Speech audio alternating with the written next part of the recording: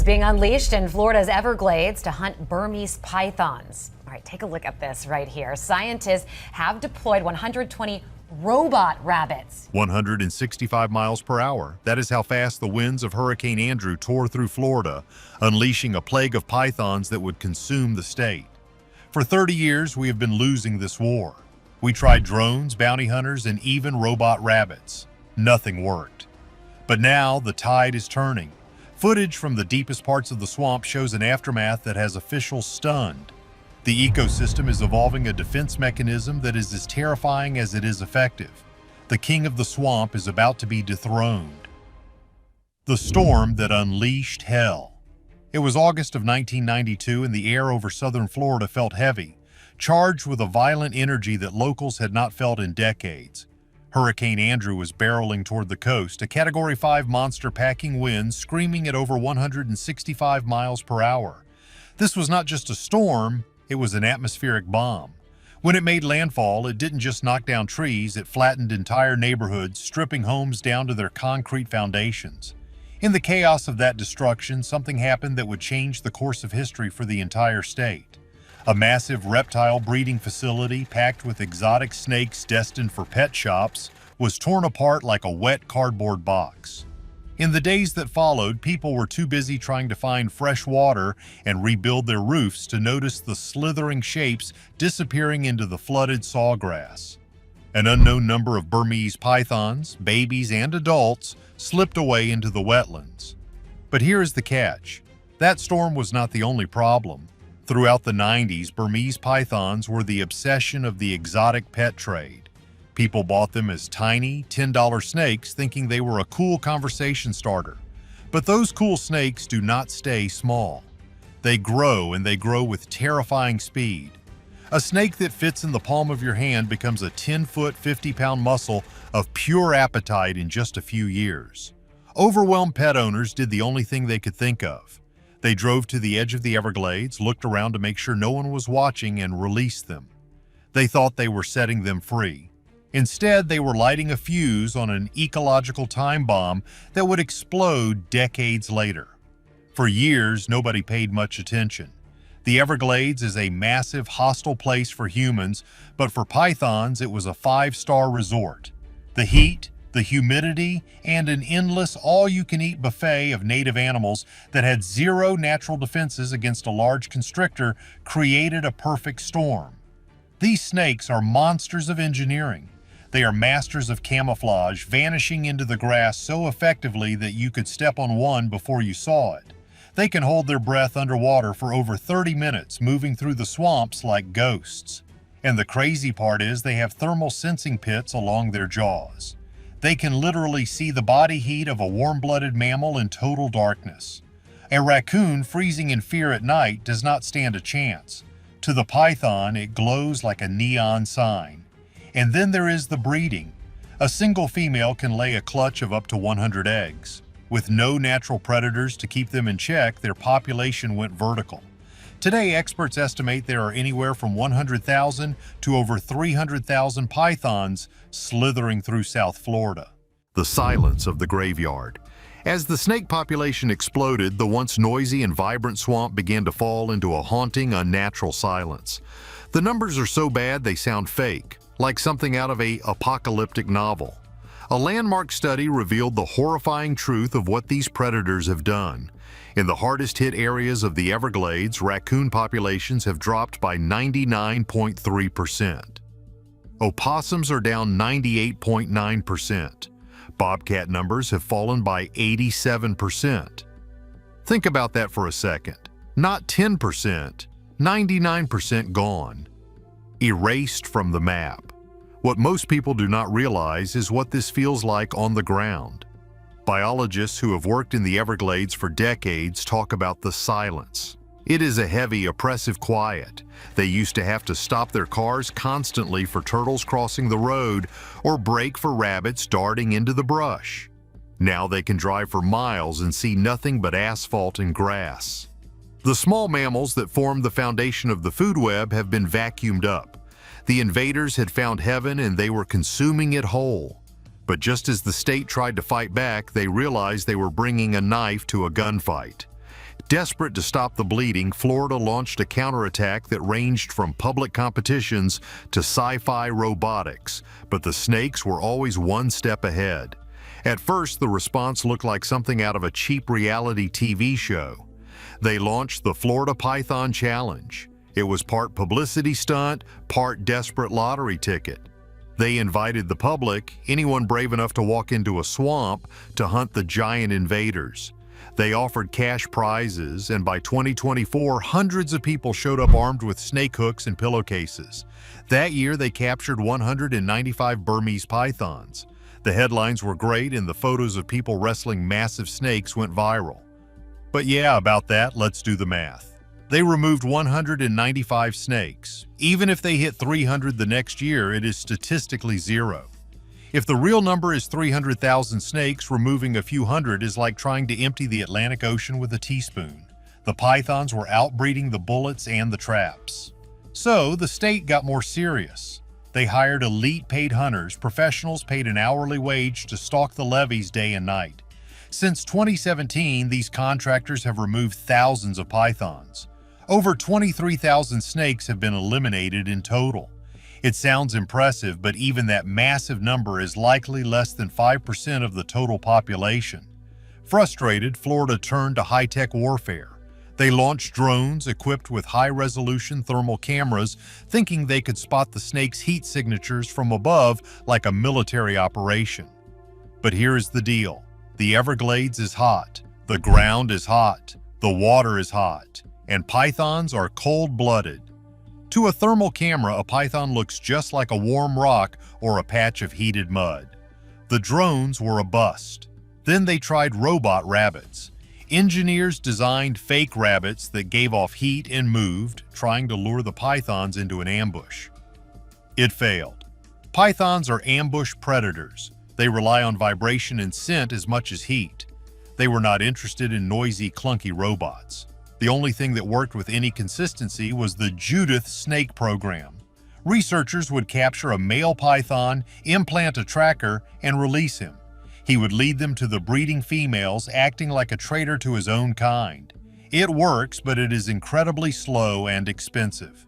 It works, but it is incredibly slow and expensive. And here is the wildest theory of all. The hunters say the snakes are getting smarter. They seem to know where the traps are. They avoid the levees where the humans walk. Is it possible that an apex predator is evolving a new kind of intelligence to survive our attacks? The invisible assassin.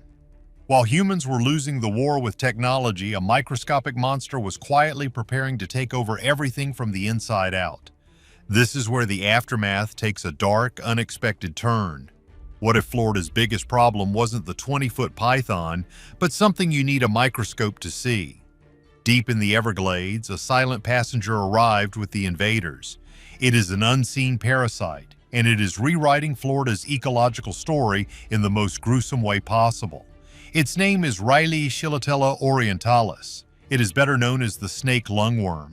Scientists first stumbled onto this threat during exams of native Florida snakes. They were finding native species, garter snakes, pygmy rattlesnakes, that were emaciated. They were weak, struggling to breathe, their mouths gaping open. When they opened them up, they found a horror show. Their lungs were clogged with dozens of tiny, writhing worms. This lungworm comes from Asia. The pythons carry it, but it rarely hurts them. They have evolved with it for millions of years. They have immunity. But Florida's native snakes have zero defense. It is a brand new alien enemy. And get this, the way it spreads is terrifying. An infected python leaves waste in the swamp. Cockroaches eat the waste. Frogs eat the cockroaches. And finally, a native snake eats the frog. The larvae do not stay in the stomach. They tunnel through the stomach wall and go straight to the lungs. There they feed on blood and tissue. They clog the airways until the snake suffocates from the inside. Researchers have found snakes with worms literally crawling out of their mouths as they gasp for their last breath. The real shock came when scientists discovered how far it had spread. It is not just in the Everglades anymore. At least 18 different native snake species are infected. The parasite has moved as far north as Jacksonville. And the scariest part? The lungworm does not need the python anymore. It has jumped ship. It is now spreading from native snake to native snake all on its own. Even if every python vanished tomorrow, the plague would stay. So now we have a double disaster. The pythons eat the mammals and the worms eliminate the native reptiles. The food web is collapsing from both ends. The return of the emperor. Just when the situation seemed hopeless, the state announced a plan so crazy that the entire world thought it was a bad joke. With the ecosystem on life support, officials announced they were going to release hundreds of more snakes into the wild. When the news broke, social media exploded. Doesn't Florida have enough snakes? Is this a joke? People compared it to the cane toads in Australia, another human mistake that would ruin everything. The mockery was instant. But here's the kicker. This wasn't just any snake. The snake they were releasing was the eastern indigo snake. And it wasn't an invader. It was the rightful king returning to reclaim its throne. The eastern indigo is known as the emperor of the forest. It is the longest native snake in North America, growing up to 9 feet long. Its scales are a stunning iridescent blue-black that shimmer in the sun like oil. But its beauty isn't the point. Its diet is. The eastern indigo eats other snakes, and that is putting it lightly. It is completely immune to the venom of North America's pit vipers. Rattlesnakes, cottonmouths, copperheads, the indigo eats them all. It doesn't constrict them, it just pins them down with powerful jaws and swallows them alive. It is the boss of the forest floor, but its kingdom had crumbled. The indigo relies on the gopher tortoise. It uses tortoise burrows to escape the crushing heat and the freezing cold.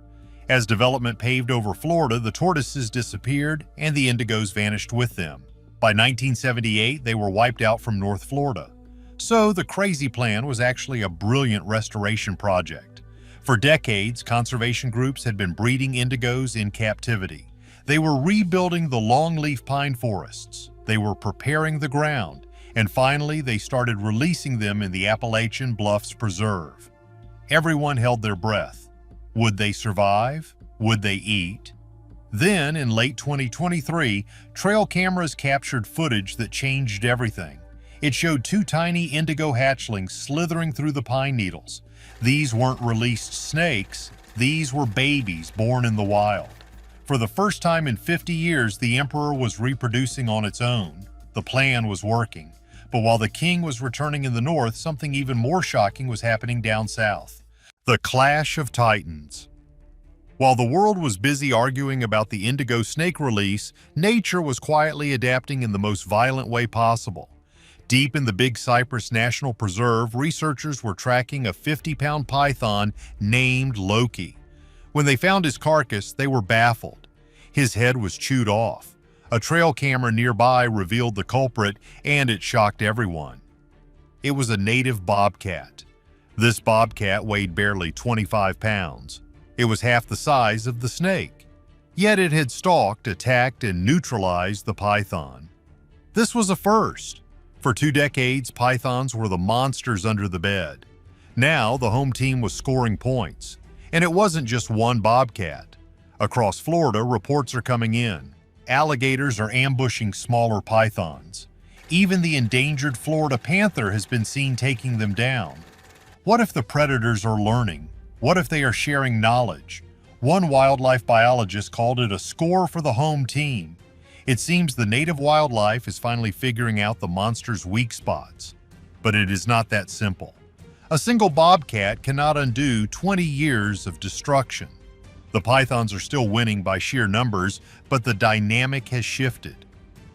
It is no longer a slaughter, it is a war. And this leads to the final, most exciting possibility.